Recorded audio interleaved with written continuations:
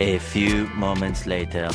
Assalamu alaikum everyone, welcome back to my YouTube channel. Well, in today's video I will going to be reviewing and telling the pros and cons of my art supplies. All these supplies will be budget friendly, and I also gonna be telling the price that in which I bought them. So let's get started. So first of all, I got some sketchbooks over here, and this is my small sketchbook. I do a lot of drawings in it and love them so much. I got it in 2024. It's been like mid of 2025 now till I still didn't complete it, even half of it. Costed me around rupees 1,000. And this is my large sketchbook. In this I make my mega amazing super duper crazy artworks that are super detailed. The sketchbook costed me around 400 to 500 rupees.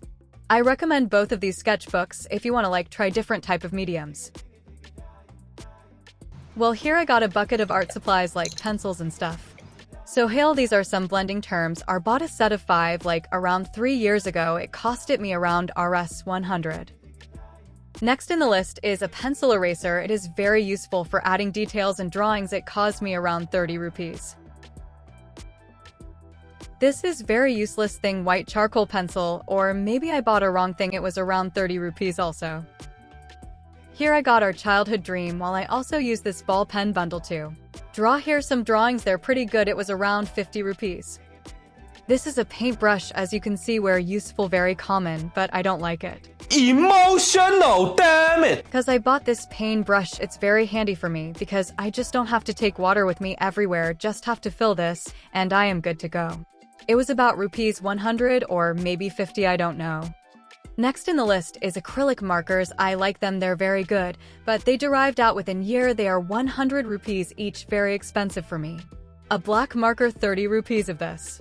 A palette knife that I don't use cost me around 50 rupees. Another pin brush. Makeup brush for blending, it was about free cause I got that from my mom. My cat chewed on my pencil. Here I got some graphite pencils. They were about rupees 30 each. Watercolor palette, absolutely useless. If you want to do watercolor painting just by expensive paints, there is no other way you can do that. By cheap paint, they are useless. I bought them 2 times in my life, and they both were not good. After drawing out, the paint was just like choky, and whenever you rub your hands on it or something, it just rubs off. Next in the list is columns. I use them for calligraphy. They are very helpful and good. Works perfectly for me, and it was about 100 rupees for 5 of them.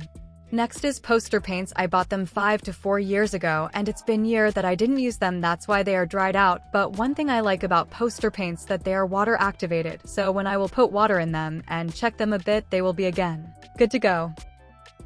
And these are color pencils. I use them a lot in my drawings. I bought it 1 year ago. It costed me about 5 to 600 rupees. This is a paint palette. It was about 50.